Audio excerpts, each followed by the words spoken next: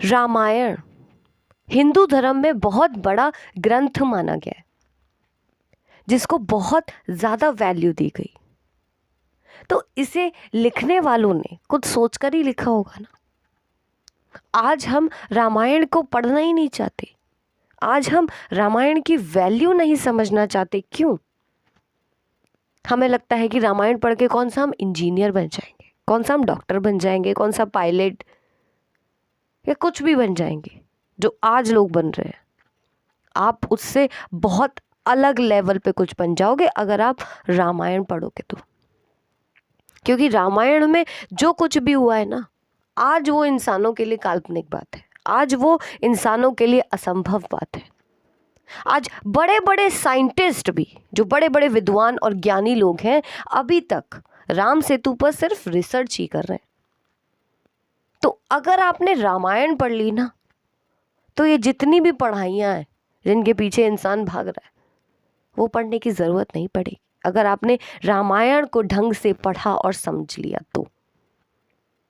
क्योंकि राम सेतु इंसानों की बस की बात नहीं है बनाना, पर भगवान है ना राम, तो उनके लिए तो सब संभव है।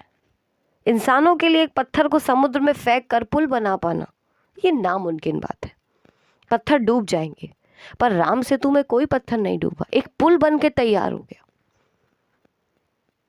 रामायण हमें सिर्फ धर्म के रास्ते पर ही चलना नहीं सिखाती है, हमें यह भी सिखाती है कि हम अपने जीवन में सफल कैसे बने धर्म के रास्ते पर चलकर। ये भी हमें सीख मिलती है रामायण से, पर आज लोग पढ़ना ही नहीं चाहते। इसीलिए तो लोग आज धर्म के रास्ते से भागते हैं, इसीलिए तो आज लोग शॉर्टकट्स अपना लेते हैं, और शॉर्टकट वाली सफलता फिर शॉर्टकट ही होती है।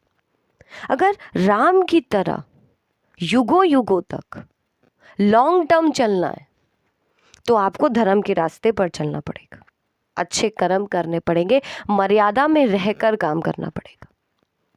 राम ने सारे चैलेंजेस का सामना किया है, कोई भी एक चैलेंज उन्होंने छोड़ा नहीं, कोई भी एक धर्म उन्होंने छोड़ा नहीं। चाहे वो पुत्र होने का धर्म हो, चाहे वो पति होने का धर्म हो, चाहे वो भाई होने का धर्म हो, हर एक रिश्ते को बहुत अच्छे से निभाया है और जीवन में सफल भी हुए हैं।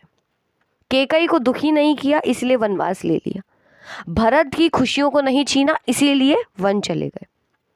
भरत खुश रहना चाहिए, मेरा भाई राजा बन जाए या मैं बनूं, बात तो एक ही है। तो राम ने भाई धर्म भी सिखाया, पुत्र धर्म भी सिखाया और पति धर्म भी सिखाया। इतना बड़ा राम सेतु पति धर्म ही तो है कि अपनी पत्नी के लिए इतना समुद्र पार करके भगवान राम जा रहे हैं। सीता जी ने हमें पत्नी धर्म सिखाया है।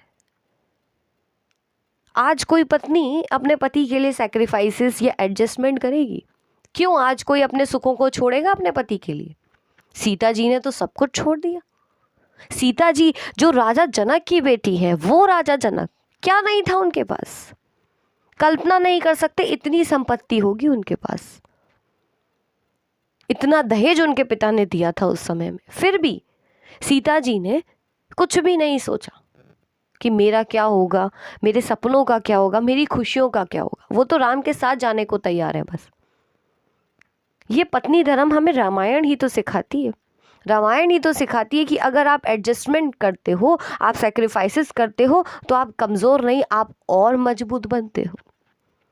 आज लोग सफल बनना चाहते हैं पर सैक्रिफाइसेस नहीं करना चाहते, लोग पेशेंस नहीं रखना चाहते।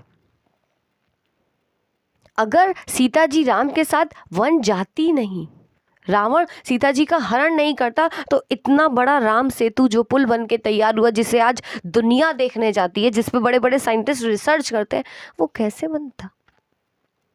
हर चीज़ के पीछे रामायण में लॉजिक है, रीज़न है। जो कुछ भी हुआ उसके पीछे कुछ ना कुछ था। आज इंसान उस चीज़ को समझ ही नहीं पाता। अगर किसी के जीवन में प्रॉब्लम्स आ जाए, चैलेंजेस आ जाए, बुरा समय आ जाए, तो इंसान तो दुखी हो जाता है। जबकि वो समझ ही नहीं पाता कि बुरा समय कभी भी बुरा नहीं होता, वो तो गोल्डन टाइम होता है इंसान का, जिसमें इंसान बनता है।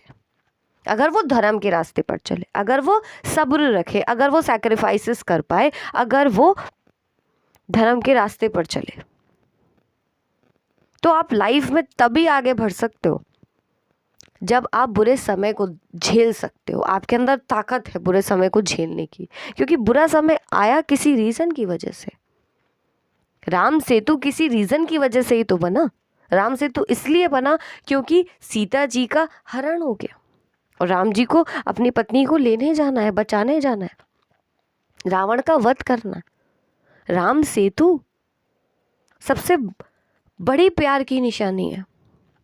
आज लोग प्यार की अलग ही डेफिनेशन बताते हैं, पर प्यार की डेफिनेशन तो वो है जो राम ने दिखाई है, जो सीता ने करके दिखाया है।